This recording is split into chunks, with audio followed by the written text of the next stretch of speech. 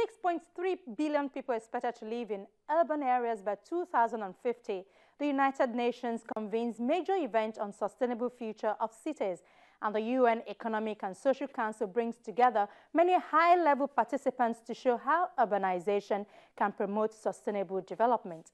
Sustainable urbanization is the focus of the event, which is the first ever meeting of the Council's integration segment, a new annual segment on the economic, social, and environmental pillars of sustainable development. How can cities help to reduce the impact of climate change while coping with urbanization is our focus today on Earth. Welcome to the program. I am Ayala Kasim.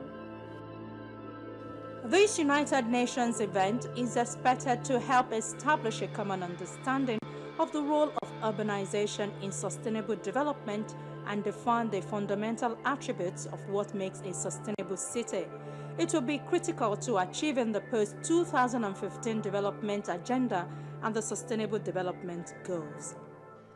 Today, we take a step toward harnessing the power of urbanization for sustainable development.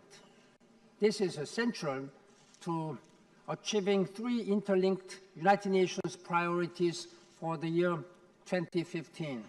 First, to reach the Millennium Development Goals. Second, to shape an ambitious long-term vision for development.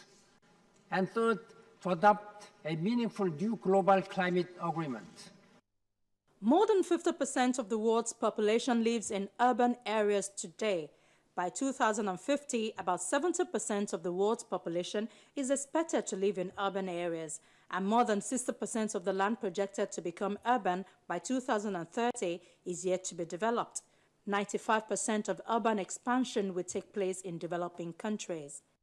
With the world urban population estimated to increase from 3.9 billion today to 6.3 billion in 2050, urbanization poses both a challenge and an opportunity to sustainable development. Urban areas are faced with problems of unsustainable geographical expansion patterns, ineffective urban planning, governance and financing systems, inefficient resource use, poverty, inequalities and slums, as well as inadequate delivery of basic services. Urbanization can help reduce poverty sustainably in ways that handouts never can. Growth without planned urbanization, in contrast, is a recipe for soaring inequality. Thus, the choice is not whether to urbanize or not. The issue is whether we manage it in such a way that we obtain, together with our citizens, the maximum benefits. As indicated in Goal 7 of the Millennium Development Goals, about 100 slum dwellers are expected to access good living conditions by 2020 through provision of basic infrastructure. According to the MDG document, slum improvements, though considerable, are failing to keep pace with growing ranks of the urban poor. Slum prevalence remains high in sub-Saharan Africa and increases in countries affected by conflict. 6 cities in Nigeria already have more than 1 million inhabitants. With more than 15 million inhabitants, the metropolis of Lagos is the most populous in the sub-Saharan Africa, even though it constitutes just 1% of Nigeria's land area. Unbalanced population distribution combined with high urbanization rates creates intense problems for the development agenda. Meanwhile, urgently needed investments in housing, infrastructure, services, and livelihoods remain absent. Lagos is the most populous state in the country. Here, it is said that a minimum of 2 out of 3 people live in some form of slum accommodation with little access to clean water, electricity, waste disposal, and other essential services, placing the region as having one of the largest concentrations of urban poverty on the planet.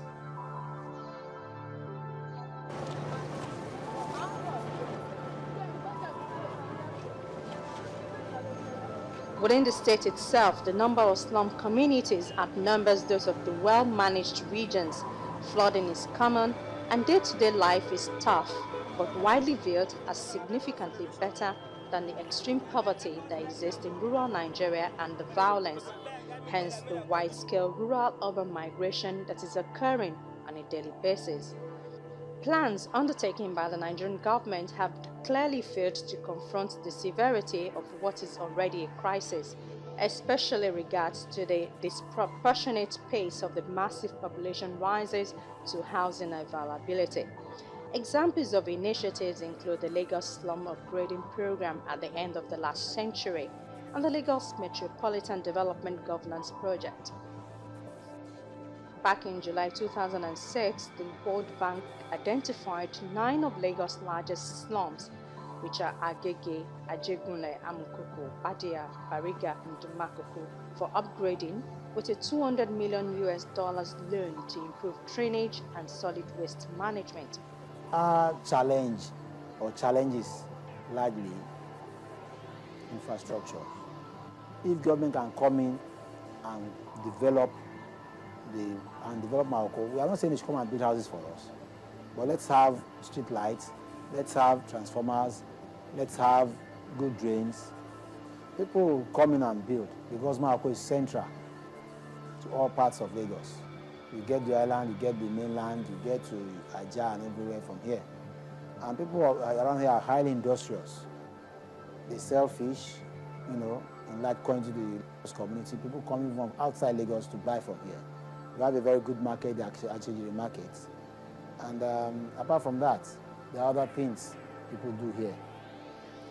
One of the problems with architecture in Nigeria is that we build from what we see in postcards, what we see in foreign magazines, and then we build houses that don't relate to our environment, houses that are not comfortable for us to live in and don't support our lifestyle.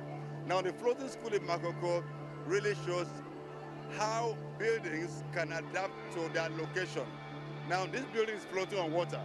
Lagos is a community that is still challenged by flooding when there's heavy rain.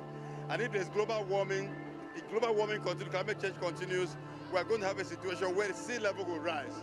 Now, when sea level rises, a lot of buildings are going to be flooded.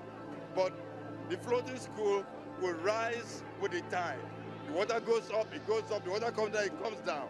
So we have a building that works, in line with the dictates of nature.